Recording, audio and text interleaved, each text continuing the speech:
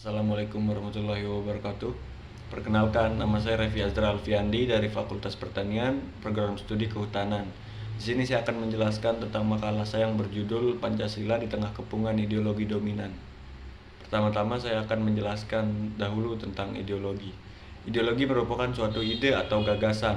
Kata ideologi sendiri diciptakan oleh Antoine de Saint-Exupéry pada akhir abad ke-18 untuk mendefinisikan sains tentang ide.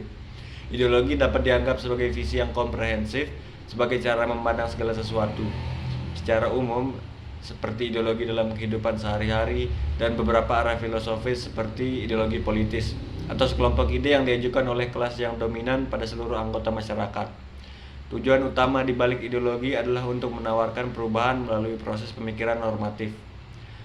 Ideologi adalah sistem pemikiran abstrak, tidak hanya sekadar pembentukan ide yang diterapkan pada masalah publik sehingga membuat konsep ini menjadi inti politik.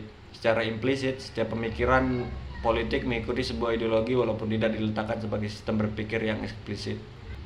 Sebagai pandangan hidup bangsa Indonesia, nilai-nilai Pancasila telah lama ada meskipun belum diberi nama nilai Pancasila.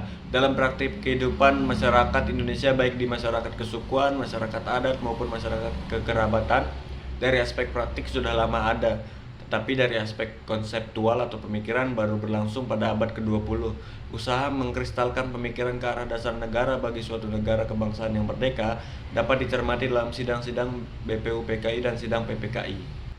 Ide tentang landasan atau fundamen dalam kehidupan bernegara Indonesia diilhami oleh gagasan-gagasan besar dunia yang menginspirasi para founding fathers dalam mencita-citakan kemerdekaan dan mencari pandangan hidup bernegara yang cocok dengan kondisi bangsa Indonesia yang sangat plural dan multikultural.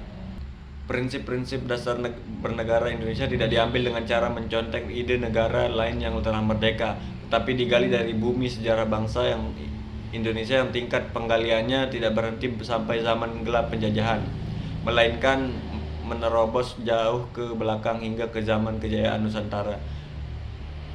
Para pendiri negara memikirkan dan merasakan apa yang dialami bangsa Indonesia selama masa penjajahan, mengingat apa yang pernah diperjuangkan dan diimpikan sebagai sumber pembebasan dan kebahagiaan.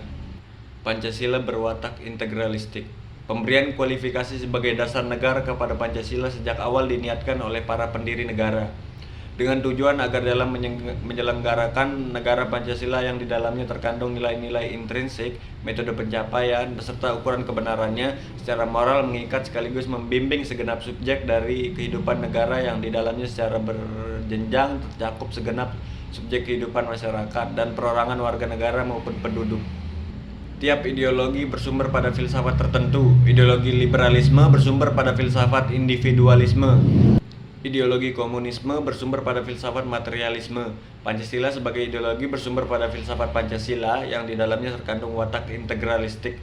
Teori atau alam pikiran integralistik memaknai negara sebagai suatu susunan masyarakat yang integral, segala golongan, segala bagian, dan semua anggotanya berhubungan erat satu sama lain sebagai persatuan masyarakat organis. Sejak diusulkan sebagai ideologi negara hingga sekarang, Pancasila mengalami pasang surut dalam hal penerimaan maupun praktik pelaksanaannya. Perdebatan panjang hingga diterimanya Pancasila sebagai dasar negara atau ideologi negara berlangsung cukup panjang dan melelahkan dalam sidang-sidang BPUPKI dan PPKI. Pancasila sebagai rumah Indonesia masih digugat keberadaannya. Itulah problem ideologis yang belum selesai. Meskipun ideologi individualisme liberalisme dipandang sudah melemah, tapi realitasnya dalam aspek ekonomi, ideologi tersebut masih dominan. Pengelolaan kehidupan ekonomi nasional masih didikte ideologi liberalisme daripada dijiwai oleh ideologi Pancasila dengan sistem ekonomi Pancasilanya. Komunisme meskipun sudah dilarang eksistensinya oleh negara, tapi ancaman masih ada, tetap ada, terutama dari kalangan anak-anak yang muda yang memiliki kaitan sebagai korban pembantaian kelompok komunis oleh rezim Orde Baru. Di beberapa daerah di Tenggarai ditemukan indikasi kebangkitan komunisme di Indonesia, seperti pemasangan atribut palu arit, peredaran buku-buku berbau komunis atau PKI, dan beredarnya lagu-lagu komunis. Ancaman lain yang tidak kalah serius meskipun jumlah pelaku atau pendukungnya tidak banyak adalah ideologi radikalisme. Radikalisme adalah paham atau aliran yang bertujuan mengadakan perubahan atau pembaharuan secara drastis dan revolusioner dalam bidang sosial dan politik. Berawal dari sebuah aliran, Kemudian radikalisme muncul sebagai sebuah gerakan yang seringkali menggunakan jargon-jargon khusus yang mengatasnamakan agama, khususnya istilah jihad fisabilillah, mati syahid, khilafah, dan Islamic State kemudian menjadi isu populer dan sering diteriakkan untuk menggalang simpati, merekrut anggota ekstremis, atau bahkan dimanfaatkan untuk kepentingan politik tertentu. Gejala radikalisme agama tidak pernah berhenti dalam rentang perjalanan sejarah umat Islam hingga sekarang. Bahkan, wacana tentang hubungan agama Islam dan radikalisme belakangan semakin menguat seiring dengan munculnya berbagai tindakan kekerasan dan lahirnya gerakan-gerakan radikal, khususnya pasca peristiwa 9 September 2001 di New York. Pancasila di tengah arus globalisasi. Beberapa negara komunis di Eropa Timur telah ambruk pada abad 20, berarti menunjukkan bangkrutnya ideologi komunis, kegagalan ideologi kapitalisme dalam mewujudkan masyarakat yang adil, makmur, dan bahagia tanpa adanya kesenjangan antara si kaya dan si miskin, menandakan surutnya peradaban individualistik kapitalistik. Hal ini membuka peluang bagi tumbuhnya peradaban integralistik, sebuah perbedaan yang ditandai oleh saling tergantungan dan keseimbangan. Ideologi Pancasila merupakan ideologi yang berwatak integralistik, maka Pancasila dapat berperan mengarahkan dinamika globalisasi ke arah yang seharusnya dengan karakteristik abad baru. Ideologi Pancasila sebagai ideologi negara Indonesia menghadapi tantangan yang tidak ringan, baik yang bersifat internal maupun yang bersifat eksternal.